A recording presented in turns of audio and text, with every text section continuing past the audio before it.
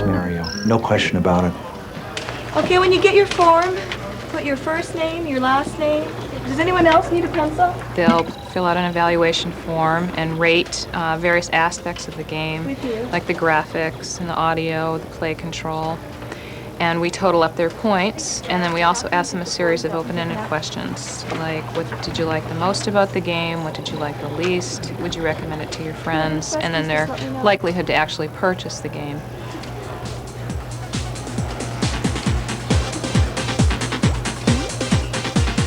It's so real to so many people that in another building, Nintendo has 300 counselors on call 20 hours a day to help out. Imagine if they could get all the adults hooked like this. Gameplay. Right. Nintendo Gameplay, this is Aaron. How can I help you? No. El problema que le estaba pasando. This is the Nintendo call center. This is where we handle all the calls for consumer services and gameplay. We average around 160,000 to 180,000 calls per week. We play one game and answer questions in the other. Usually the reason we do that is because we're constantly having to learn new games. And so I'll be playing like F-Zero and answering a question on Zelda: Link to the Past. So is going to take you towards the boss and stuff, and the Nightmare Key, and we don't want you to go there yet. We want you to go get the bracelet first.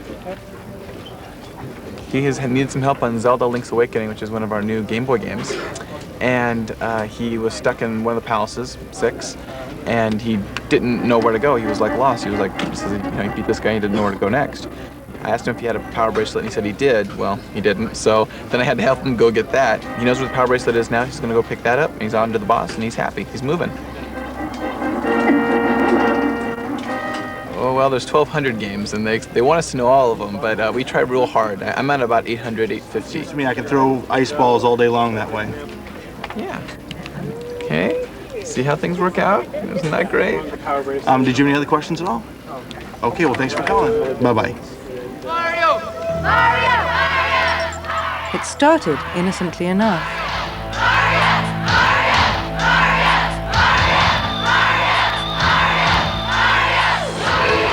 He's back.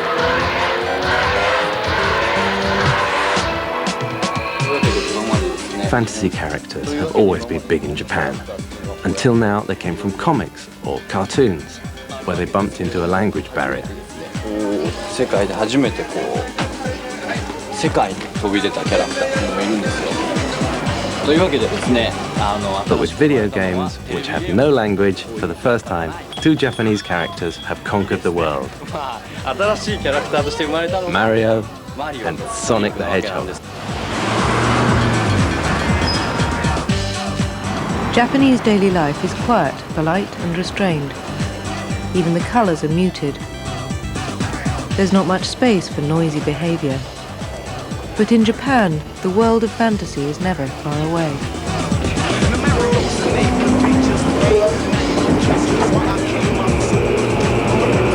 What I wanted to create was a fantasy world that rooted in the experience of daily life.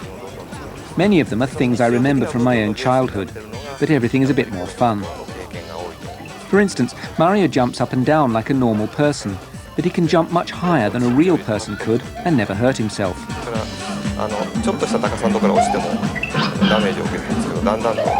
Everybody has these childhood memories, but not everybody recalls them. Our job is to help people recall those moments.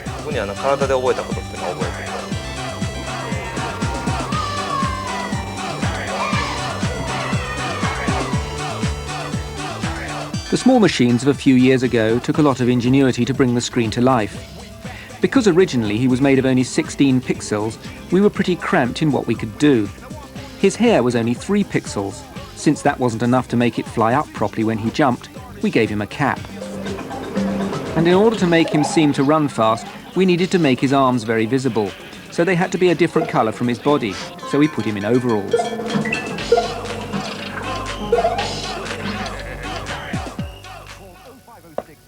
It's not easy to escape from the humdrum everyday world. I often get bogged down in it. But there's a shrine near here dedicated to a fox god, and this fox god can fly. 主人公が狐っていう設定にしたのでですね、余計に気になったことがあるんですけど。So I had the idea of making a fox that could fly through arches.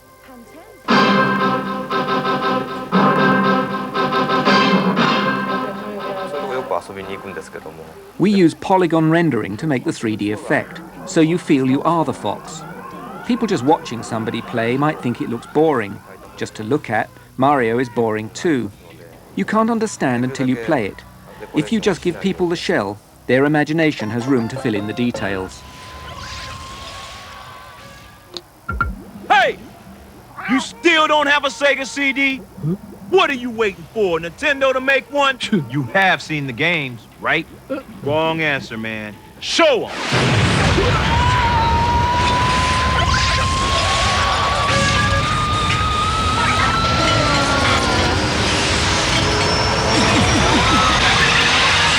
Want to see more?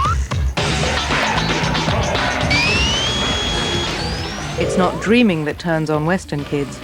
With Sonic the Hedgehog, Sega takes advantage of powerful new machines to drown the player in a flood of images streaming by, just too fast to take in.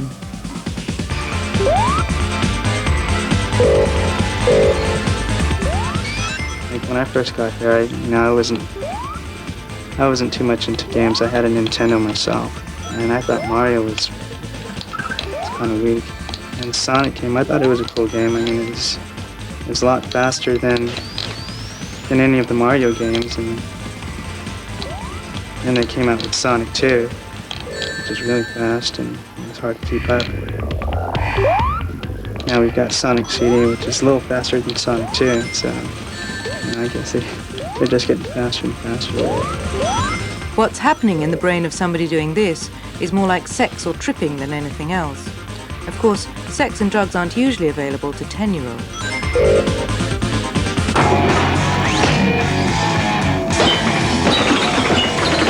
This is what it feels like.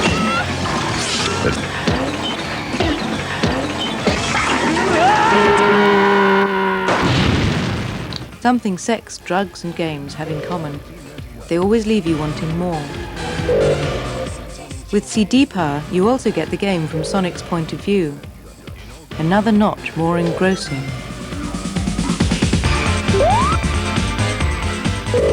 I mean, I do sometimes panic that if I can't complete the level, I can't complete certain parts of the game. I do kind of freak out if, I don't complete what I intend to do. And I guess that's what keeps me going.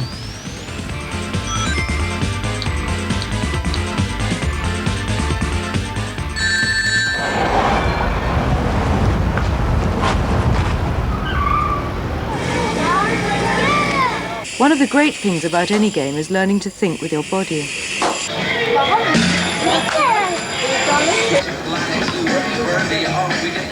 Flipping the frog may not be much of a thrill, but a good video game works the same way. The controls lie so well under your hands that you don't have to think about what you're doing. Street Fighter 2 is a great game, not just because you get to beat the other guy to a pulp, but because you feel it while you're doing it. So a game can transport you into the body of a killing machine, or into something else entirely.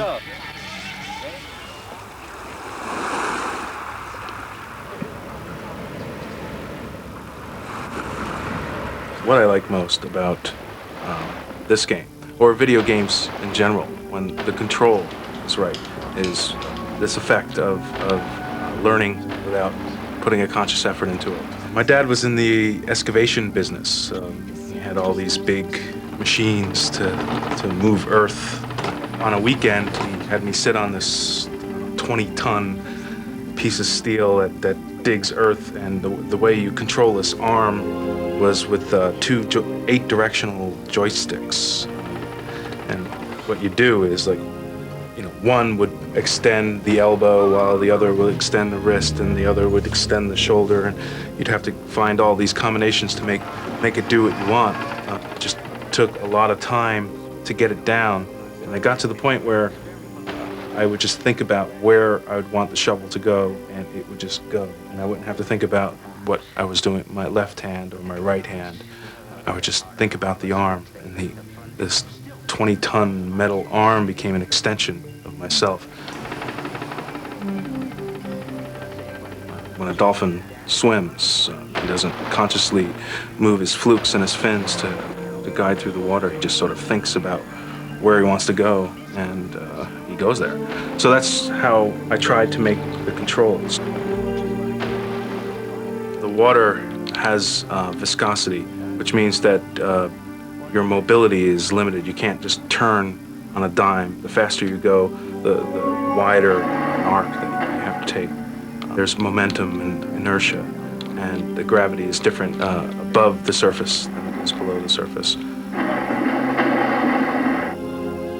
After we get the mechanic working, right, where it felt like you were swimming, we still had to make it a game. Part of a game is having puzzle elements or challenges that you have to think your way out of. Here's an example of one of them. This vertical shaft has a current that's an upward current that's too strong to swim no matter how much I go. I can't quite do it. But conveniently, there's a rock right over here. And if you push the rock over the edge and follow it, the theory is that the rock breaks the current and goes around the dolphin, and he could follow it down. That allows us to get into other areas. There's a level in the game called the City of Forever. It's part of the sunken city of Atlantis. And part of the story is that the Atlantean people escaped from an alien invasion into Earth's distant past. But of course, they left behind a time machine. The way the time machine works is it's two weird parabolic mirrors or satellite antennas, and you have to position yourself in the middle and do a sonar pulse. You got to get it just right, and if you do, the sonar pulse gets into sync and builds amplitude, and weird energies begin to kick in.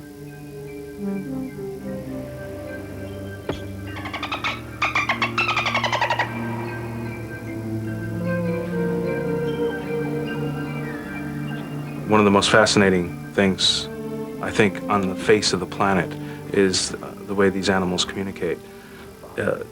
They actually sing a song and they listen to the reflections of the sounds off of objects. And those sounds could be used by their brain somehow to paint a picture. And then the idea of that they could make a sound, listen to the sound, and swim away and go to a friend and play that sound back. And then his friend sees the same thing that he saw.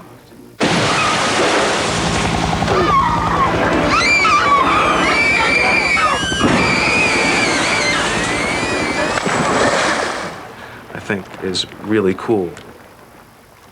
During development, I had to resist the temptation of using some obvious adversaries for dolphins, like mankind, oil slicks and fishing nets.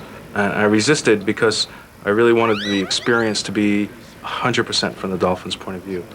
I guess the message that I was trying to get across is that we're not the only sentient beings on the planet. And man belongs to the earth, and it's not the other way around. And it's true for dolphins too. It's, we're all part of it. And they have their own point of view, their own stories, probably their own mythologies and their own jokes. Sometimes mice look like mice and not human beings with big ears. We're not the only ones. I bet more than 90% of the people in the world feel that about sea mammals, that there really is an intelligence that's comparable to our own.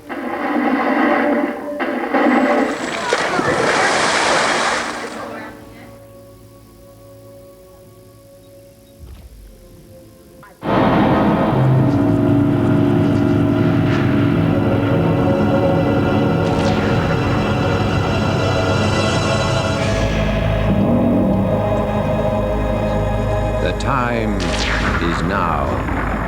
Psychokinetic. Daddy, what would happen if I got in some extra Coburns this Christmas? We might still be having Christmas dinner on New Year's Eve.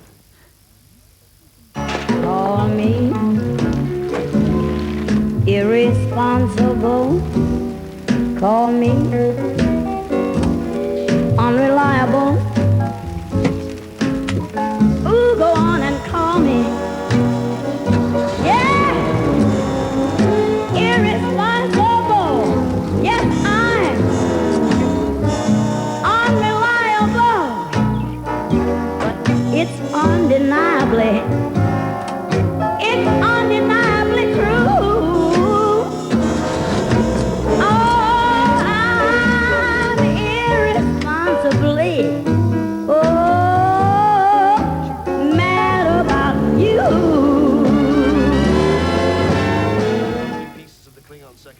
If we can get a little closer. The nocturnal activities of this species are fascinating. Some nibble delicious wafer-thin after-eights. Here we see a challenge to the dominant male, who's clearly marked his territory. With awesome eyesight, this creature spots one lone after-eight and devours mercilessly. What? And here... Blasted film crew got in here again. Oh dear, looks as though we've been spotted. Let Direct Line cut out the middleman. For cheaper motor insurance, call Direct Line on 081 686 2468.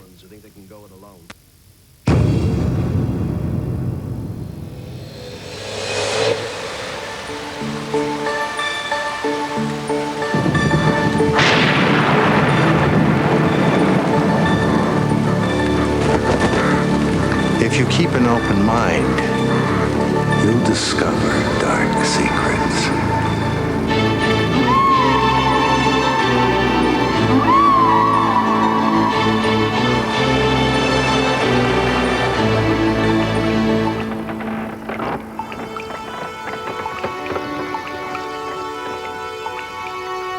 Have you been here long?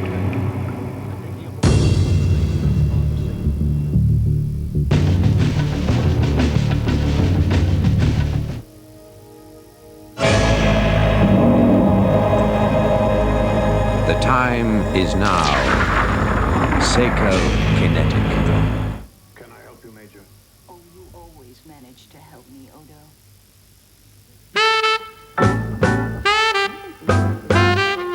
If a game can mimic a dolphin's world, it doesn't take much more to make other kinds of game that adults, as well as children, will find entertaining. Of course, you lose a bit of realism for the sake of interactivity. But in a game, you're always in control. Not to mention the other advantages of being able to do it all in the privacy of home. You know what I don't like about the games? It just takes too long to get here. Yeah, early. Line's gonna be long. We don't know what the weather's gonna look like. I'm chilly already. Tickets $40 a pop for this. Man, that's $750 a season. And when we get here, we only one of 50,000 people. And what do you get to see? Not a lot. On this disc, we've actually got John Madden NFL Football for the 3DO multiplayer. This is a CD-based player, and this CD actually holds 650 megabytes of data. The Genesis or Sega cartridge games have about approximately 2 megabytes of storage.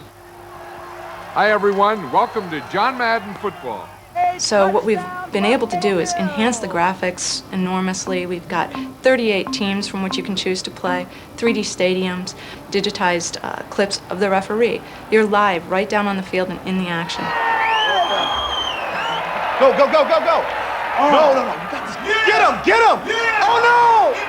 Let's go, I'm blocking for you, I'm blocking for you. Come on, come on! Me and him are a team. And so far, we beat everybody in here tonight. We beat you too. And we beat them too. We're beating them too. I mean, but previously, it's just 2 people, and everybody else has to watch, and then you take your turn. But now you got 4 people who can play at a time. I mean, it makes more sense. It's like a real game. Someday it'll be like a 10-player adapter, and you have everybody sitting around screaming. Every footballer reacts differently to every move. Putting that onto a CD requires high-level artificial intelligence. There's all kinds of things flashing around here. The black line is the direction the player is heading in. The little white line that flickers around is the acceleration. That's the directions that they're applying force. The black circle indicates the ball carrier. The white circle is the one that's most likely to attack. Just got together on any day we could. maybe every day if we had the chance. And we'd play against one another at each other's houses. We'd carry our monitors across town, bring our favorite tapes and CDs, and sit up all night and play it, you know. Go! Go! Y'all playing like the damn Raiders.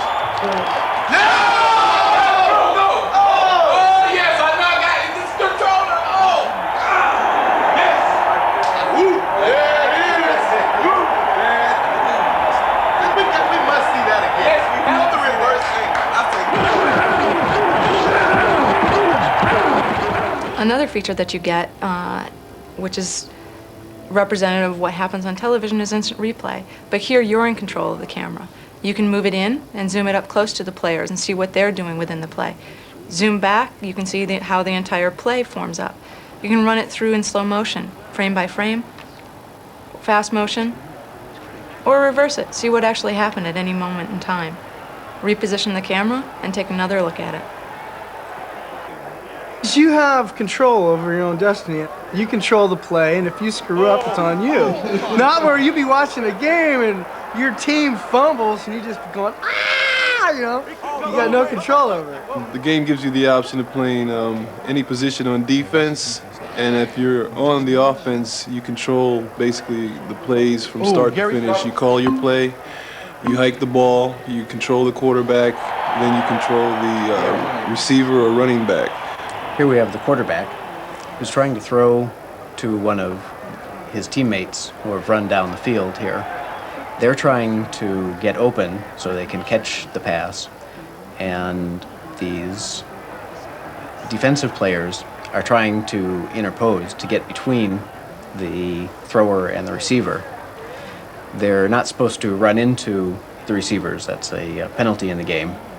So they try to stay near, be in between, and not run into the intended receiver.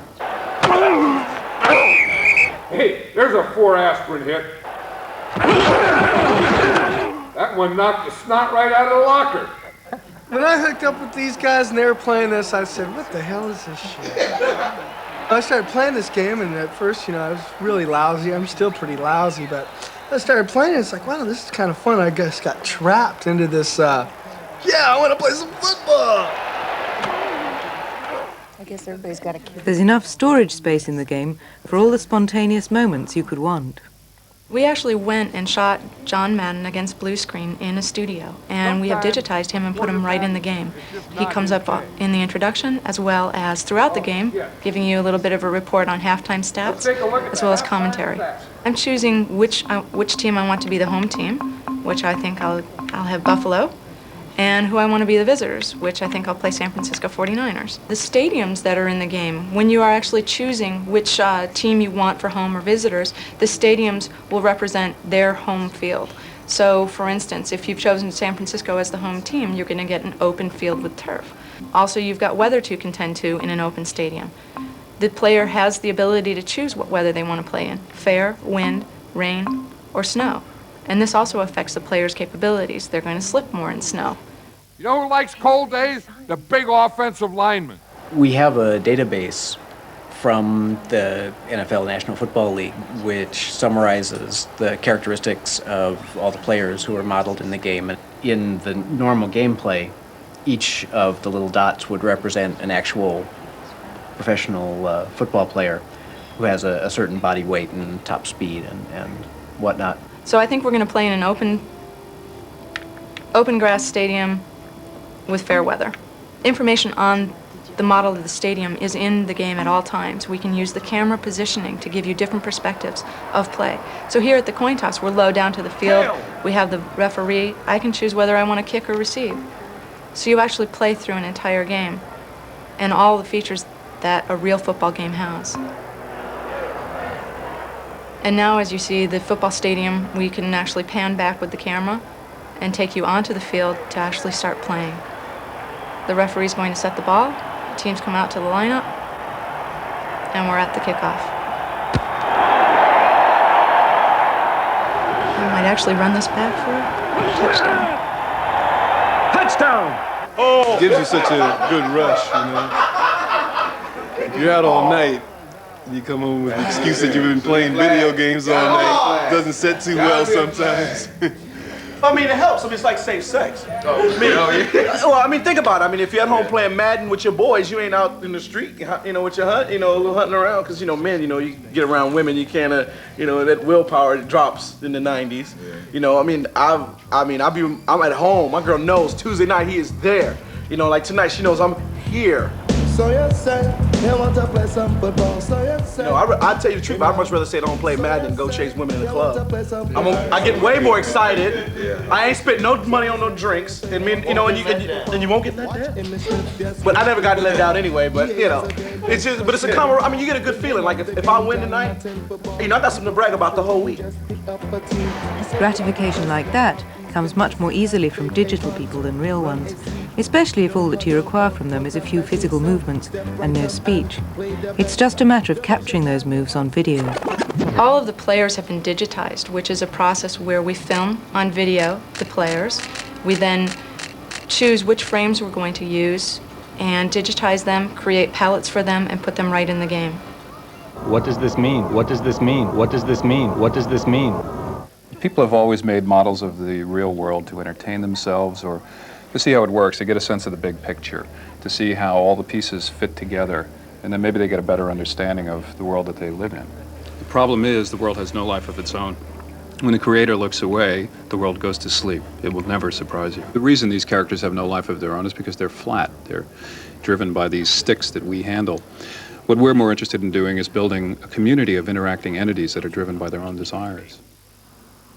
For that community to have life and 3 dimensions, it can't be digitized from particular shots. It, and the space it inhabits, has to be modeled completely inside the computer. Well, the first thing in creating a 3D character, in this case, would be to start with a skeleton, which is what I have on the screen now. It's a character walking. To create that, what I would do is start drawing the various joints in the skeleton. We'll build a chain with arms, legs, a back, a backbone, and a head, and basically that gives us all the flexibility that we need to get somewhat realistic looking skeleton walking through space. So now we have a complete skeleton, but what does it need now? It needs a body to walk with it too. Basically, I'm skinning the skeleton with a pre-built body and can manipulate the skeleton and the body will follow. A body can be generic, but a face is full of individuality, which translates for programmers into information. For facial expression, you do need fairly complex models. When you're having a conversation with someone, the area of your face that the person is looking at most are the eyes and the mouth. So each head here is 4,000 polygons. So now we have a pretty anonymous looking wireframe head. It's very hard to sort of pick out the identity of who this person is. So the best way to do that, it would be to put an actual face on the character. So now it has a skin, but it doesn't look very convincing in this case. It doesn't have any subtlety to it. The colors don't look like a face looks, the shades, the wrinkles. This here is the actual photograph of the actor, and it's basically projecting it onto the wireframe model. And then when the wireframe model moves, the texture moves with it. However gorgeous, these faces aren't worth much as actors unless they can say whatever lines are thrown at them. The way that the lip sync package KISS works is it interpolates between 3 basic shapes. There's the closed mouth, the ah, and then the ooh. So 3 exaggerated shapes, and from those 3 shapes we can derive all the shapes that are expressed when someone speaks. And here are the 3 shapes for this character. And when we animate this over time, or add them together, you can make all kinds of different mouth shapes, and it can look like a person is talking. Captain's personal log. I'm entering the ship's holodeck, where images of reality can be created by our computer. What the KISS program uses is it takes audio and it takes text, and what it produces are lip movements that are synchronized with the sound. We can take any speech and then type in the text. The text is used to generate the phonemes, which in turn will create an animation of a character speaking those words. So it's a universal lip sync speech generator, and it can work in any language. Highly useful in crew training. Highly enjoyable when used for games and recreation. Highly enjoyable when used for games and recreation. Highly enjoyable when used for games and recreation. So what's my motivation? Games are beginning to deal in emergent behavior. The sum of many different choices may produce something neither the designer nor the player expected. Something with a kind of life of its own. In this game, Syndicate, that's fairly easy, since that life is mainly limited to shooting and looting.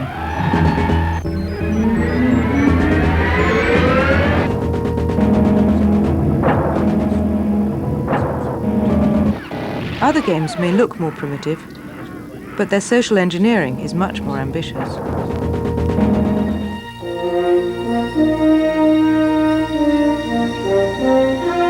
This is a test version, an interim version of Star Trek Next Generation title called A World for All Seasons. We're being hailed. What we've done is main viewer. Make a program which combines elements of simulation and narrative. In a simulation, you typically will create a vehicle or some kind of physical object and imbue it or provide it with the behaviors of the object as it would act in the real world. So, for example, you may make a plane or a car, and it'll work like a plane or a car in a three-dimensional environment. What we've done is take that principle and apply it to human beings, so that we are creating objects which have the characteristics and behaviors of human beings. And we're not saying that they really are alive or sentient or aware. We would, you know, it would be interesting if we could get them angry or afraid. But they'll do that only if we provide them with the behaviors. So we want just enough dramatic performance from these characters to hook the viewer. All that involves is programming a CD with rules like the rules of football to govern the subtleties of human interaction. And one of the places we start is with desire. Characters are driven by desire, and they have objectives. And to the extent that their desires and objectives conflict, we end up with drama. The transmission came from your planet's surface. Who sent this? Within the scenario, they know that there are things they need to do, whether it's save the Enterprise or connect with a new world where there is a new race of beings that they have some common ground with. That provides them with the objectives. And then we build into them sequences of events that they may or may not elect to pursue, but they really make the decision as to what they should do next. Set objectives. Control Magnus. That means that they're somewhere in a world, and you'd like to see where they are naturally, and you use this controller. In this case, we've created a simple kind of picture-in-picture interface, and this is a form of channel surfing where you can jump from one character to the next and see what they're up to. If you jump from character to character, they are involved in their experiences. Whether or not you're there to see them, they are acting. In this case, we have an alien who's making his pitch to get help from the Federation. We're being hailed. Main viewer. The cold is nearly upon us, and without your help, my people will all die. Aren't their lives worth saving, Captain Picard? Counselor, I am moved to offer our help, but is this sincerity or guile? Does he speak the truth? Picard turns to his counselor for advice, and at this point I can kind of steer her and determine what she's likely to do. And that's what makes it more interesting. It's one thing to jump from channel to see characters and what they're doing. It's another to jump to a channel, see a character, and using a controller, take part in the decision making that they're going through anyway. So you kind of ride around inside them. You become a passenger in their life for the brief moment that you alight in their consciousness. He is sincere, Captain, without question. All life is precious to us, Seafather. We will assist you in every way possible. One of the things you can do is pick up facts and information which give you influence. We could agree if we knew more. If another character has the aspirations of his people at heart, then Picard's offer of help will tend to, pressure that character in a positive way to create a relationship. Captain, he is sincere, but I sense he will tell us more about his plans in exchange for your agreement. We will agree to assist you, Seafather, if you tell us more about your plight. We seek freedom from this death and spawn cycle which stunts our growth as a civilization. Station Harb is the key. And that's an important aspect of this. These facts and influences really have an effect on relationship. If you go in and hammer somebody with some damaging information, then after a while they may refuse to see you anymore because they're getting beat up whenever they meet you. Although his concerns are pressing, we must understand more about the attacks upon the Enterprise. Before any matters are addressed, tell us who is attacking my ship. The fate of my people is what concerns me, and nothing else. But once a decision is made, then a set of changes percolate throughout the world. Messages are sent from one character to the next, and people reorient their view of the world. So if we've turned back this character and not gone forward with Federation membership for him, his rivals will know that he's failed in his mission as a result of our decision, and will then change their behavior. So what we're hoping to create is a kind of twitch drama, where instead of, twitching your way through a battle with unnamed foes, you're actually twitching your way through a set of encounters and putting spin on what happens in these situations. But is this sincerity or guile? Does he speak the truth? I mean, there are some pieces of software whose only objective is to give you a new way to drool, and we wouldn't mind giving a new way to think about the world. I think she's going to make an attempt on your life. If you're buying a video recorder for Christmas, go to Rumbelows. Their January sale starts before Christmas. To the 2 million business people who work weekends, BT have something important to say. We want your business to save money. And we're proving it with the new reduced national weekend rate. From the 4th of December, we've cut the cost of a 3-minute national call to just 10p. Just one more way of showing that at BT, we want your business. Hello, boy. Hey.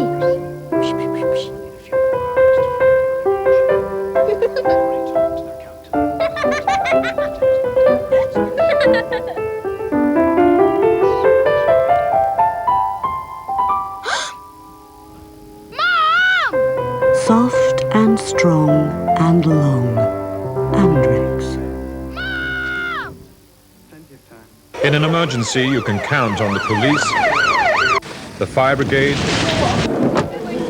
the ambulance service, and the AA. To our members, we're the 4th Emergency Service. Sorry, but no promotion is ever going to make this 87 late bottled vintage any more up to date. Oh, yes! This is my favorite one! It's called Big Star! Darling, we open on Nintendo's enormous star. Brilliant. Cut to wide shot of star, followed by lingering tracking shot of star's best side. And finally, freeze on enormous close-up of the star that everybody is talking about! Total entertainment. Let's record it. What? No! The wrong idea! Yes, Game Boy, an interesting incentive Nintendo.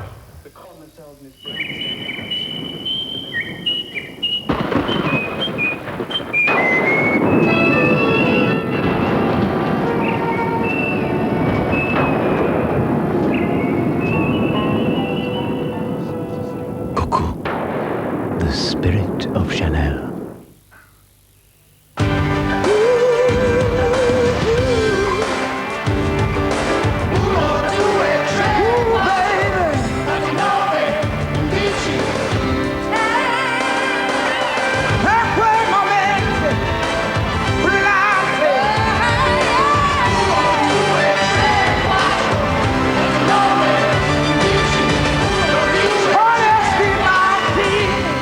moment with Aston Martini.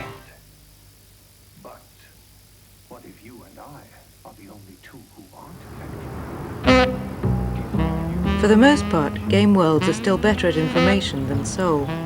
But if that's enough for you, it can go a long way. This is where I live, and this is the view out my window. I can see bits and pieces of my world, but I never really get to see the big picture. I know how often my garbage gets removed.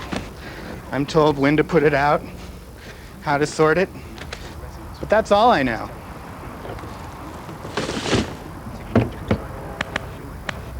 I have no say in the matter. This is the transit station near my house. From this point, I have more access by public transit to my community than most people. I wonder what it would cost so that everybody could have service like this. Good morning, Mr. Mayor. I was just discussing our bad traffic problem with a colleague. Experimenting in real life costs a lot of money. It takes a lot of time. And what would the neighbors say? You can't really bulldoze things for fun. But suppose I were running things. What would I do? The first time I played SimCity, I took the game, I loaded it onto my machine, and I was up all night. I couldn't go to sleep. It was amazing to see this city that I built just start to grow. I was infatuated with the game, and the second night I sat down to play, and eventually I fell asleep, and when I woke up the next morning, my city had turned into this sprawling metropolis all by itself. And that's when I realized that somehow, even though it was just a computer simulation, it was really alive.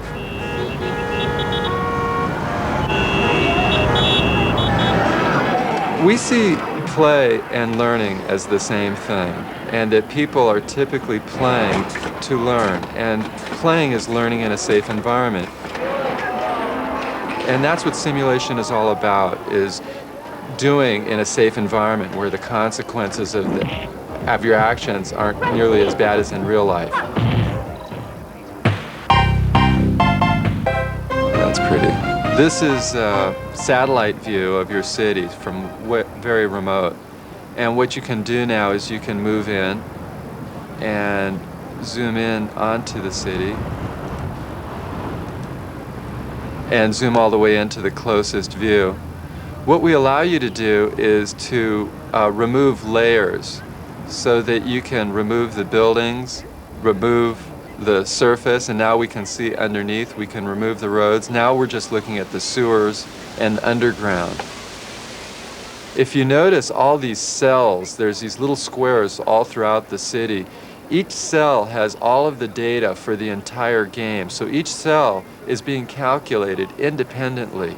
We're able to calculate all the cells so quickly that you think that it's all happening live all at once. And it'll develop on its own because the citizens will decide what to build. You're just zoning.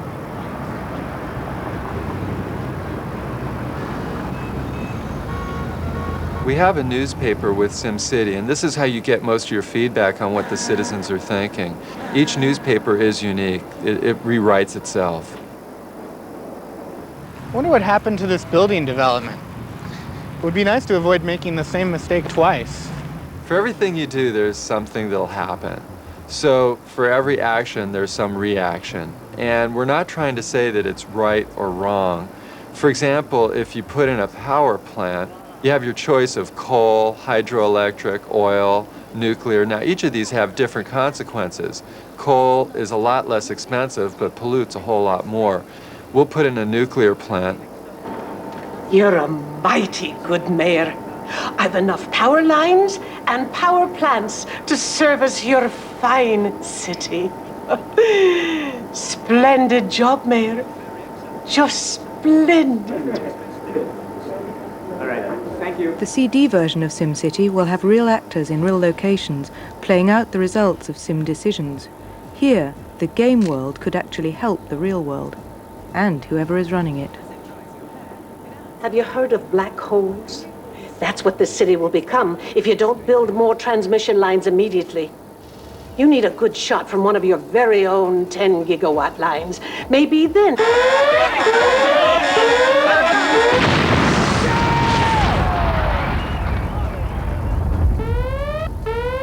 SimCity nuclear power plant right next door to our Sim Action News studio had a meltdown today.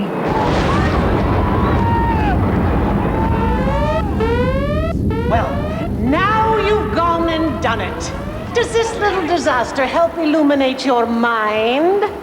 No sense crying over spilt milk. Just rebuild as quickly as possible. It's not always intuitive what you would do to create a solution to a problem in a city. For example, during the LA riots, a lot of people called me and said, what do you do about this sort of a problem? You know about cities. They wanted me to send in the military or have more police. Mayor, we're getting eaten alive out here. Recruit regular citizens, call in the militia, I don't care.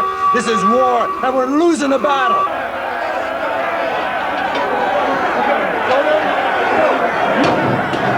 Here goes the sign, come on.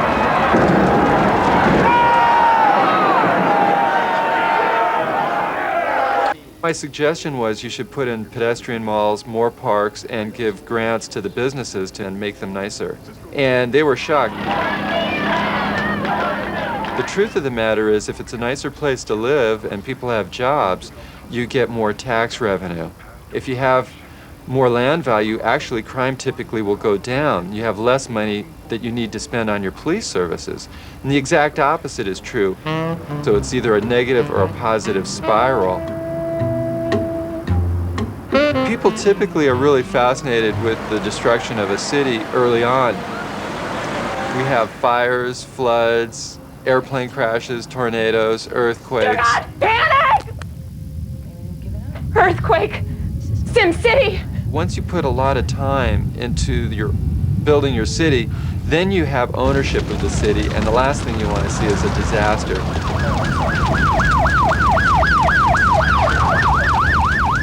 So for those people, we have a menu option which is no disasters, and then there won't be any problems with your city.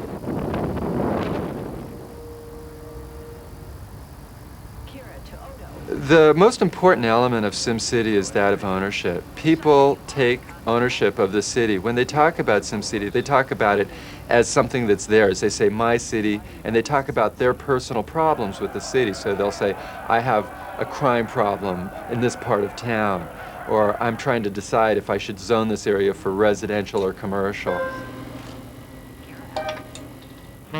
That's the thing of it. You don't own the real world. In fact, it often seems that you don't even have a voice.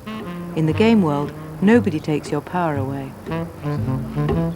We think that the people will be the most interesting aspect of the city, and we haven't had people in SimCity yet. But it's also the most complex part of designing a simulation. And not because people are the most complex thing to simulate, it's just that if there's one thing people know, it's other people. And that's our biggest challenge now. We hate to think about those social aspects. There's certainly, for a wide variety of reasons, more people spending more time at home. We know also that Nintendo is a tremendous asset for all those households where there are two working parents, and the millions of youngsters who return home each day from school to an empty household. And so we're positioned well for people to stay at home regardless of the reasons for that. Everybody in the video game environment and the family entertainment environment are trying to create the feeling of being in the game and being a part of the game. I call it the sweaty palm syndrome, because you get in the game and all of a sudden you have this level of excitement that you really are flying this plane and there is somebody attacking you and your hands are grabbing the joystick. And it's my evaluation of a good game if my palms sweat within 15 seconds. We have games that take well in excess of 100 hours to make your way through once, and then you can play it again on a totally different plane a second and third time. What we're trying to do is create a virtual world that mirrors the real world. And the distinction between the real world and the simulated world is going to start falling out. And the reason is that as we build simulations of cities, eventually people will be programming in the data for real cities. This is a prototype of a dollhouse product that we're planning where you'll be able to build and design your own home and then place it into SimCity. And so that if SimCity and Dollhouse are linked, it means you'll be able to go into any building in the city. And the idea is that there'll be a complete experience and you can have many different ways of viewing the city.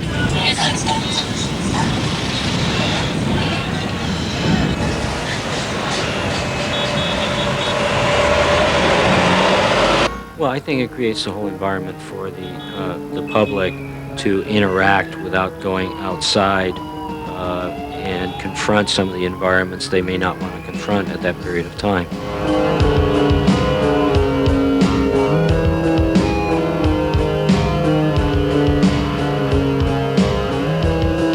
Standing in line at the movie show. What am I seeing? I don't know. Tickets cost $9.99. Man, I must be out of my mind. Movie suck. My girlfriend suck. Previews suck. Everything sucks. Went to the store to get some food. Black and green stuff all over my food.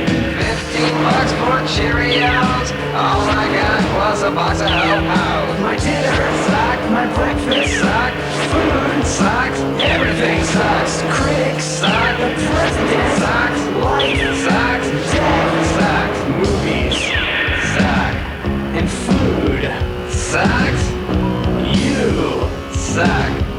Everything sucks. Next week, Equinox offers a scientific explanation for that most baffling phenomenon, the Bermuda Triangle. That's Equinox at the same time, 7 o'clock, next Sunday. Channel 4 presents a controversial feature-length documentary telling the shocking story of the mutilation of one of the most beautiful places on Earth. The treasures of ancient Egypt are cracking up.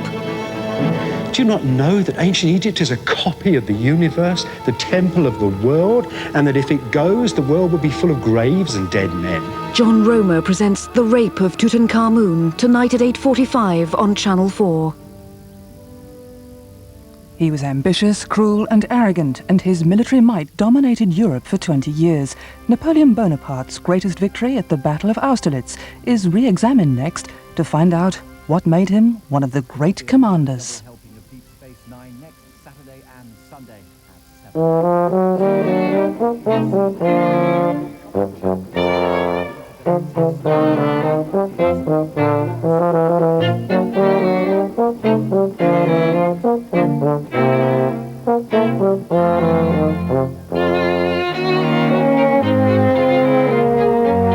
New Theakston Draft Best Bitter in a can with the special tap stream system.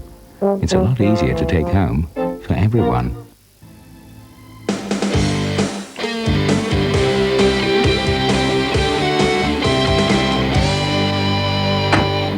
Welcome to Focus on Ford. For the last 10 years, Ford have been sponsoring the European Conservation Award, helping projects which conserve the European environment, its heritage and those natural resources. Right across Europe, Ford supplies financial support and encouragement for schemes like these, all from Ireland to inner cities, from owl boxes to old buildings and flowers to frogs. Cooperation like this between industry and the environment is vital, now more than ever. So, thank you, Ford. And if you'd like to enter a project for the 1994 Ford European Conservation Awards, then phone 071 823 8842 and save motion.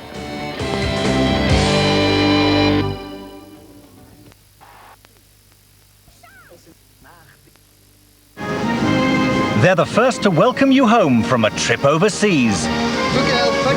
They're the men who take care of you on a Saturday night. We need assistance now. Salute. If you stray off the rails, they'll nudge you back on. Up until now, he's been a complete pillock. But go too far and they'll come down on you like a ton of bricks.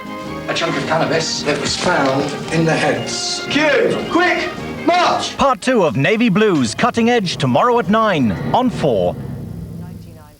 Tombs are cracking and irreplaceable paintings are crumbling. But why are we letting it happen? The Rape of Tutankhamun is in 45 minutes. First on 4, The Great Commanders reflects on the life of a legend, Napoleon Bonaparte.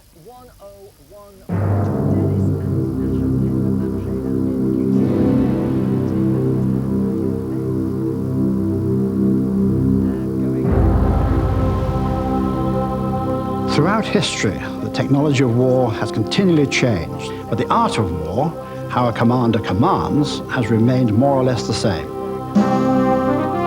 Nations have gone out of existence because of their failure to understand what war is all about, including its diplomatic, economic, and social elements.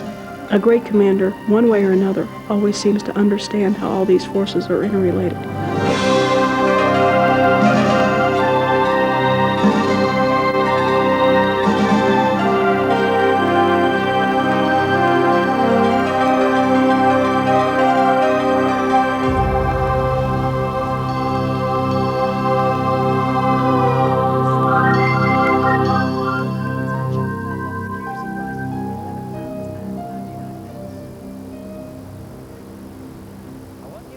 In 1805, Napoleon Bonaparte, Emperor of the French, fought perhaps the finest campaign of his life, a campaign that culminated here in the fields near the Czech town of Austerlitz. Outnumbered by a combined Austrian-Russian army, Napoleon's only hope lay in luring his enemy into a deadly trap.